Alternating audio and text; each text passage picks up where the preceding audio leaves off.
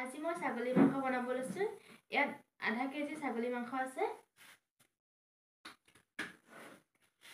এয়া আলু 3টা, পিয়াজ 2টা ডাঙৰ সাইজৰ, এয়া বিলাহী আৰু তেজপাত আৰু লং ইলাইচি।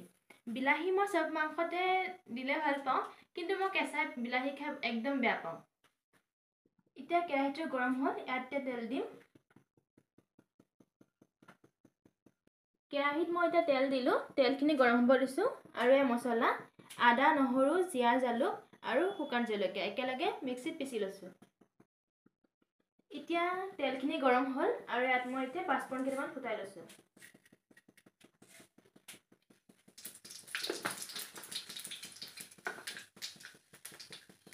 এতিয়া লং ইলাইচি দি দিছোঁ।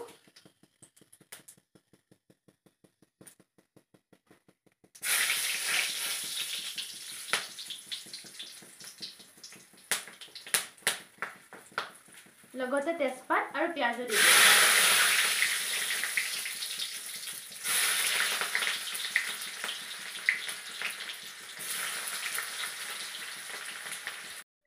এতিয়া পিয়াজখিনি অকণ ৰঙচুৱা হোৱালৈকে ভাজি লৈছোঁ।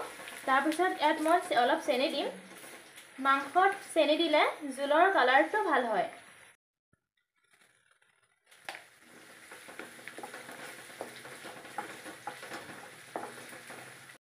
ইয়াত এতিয়া মই অকণ হালধি দিম।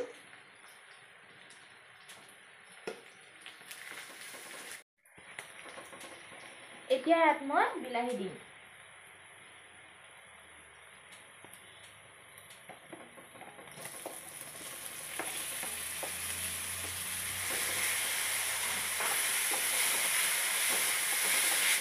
এতিয়া ইয়াত মই নিমখ 1.5 চামুচ দিছোঁ।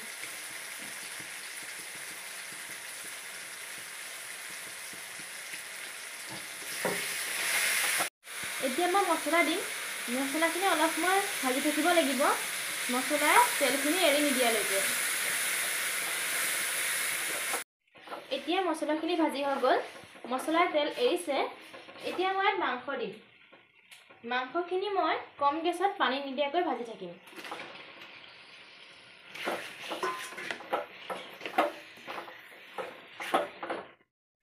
মাংসখিনি এতিয়া ভাজি আছোঁ। এতিয়া ইয়াত আলু দি দিওঁ।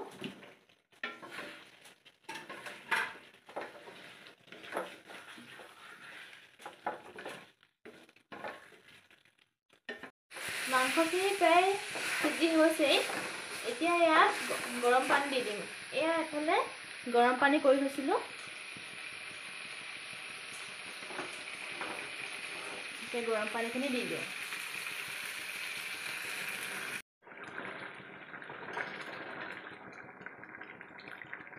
এয়া মাংস বনাই হৈ গ'ল। চাওকচোন কালাৰটো ইমান ধুনীয়া হৈছে।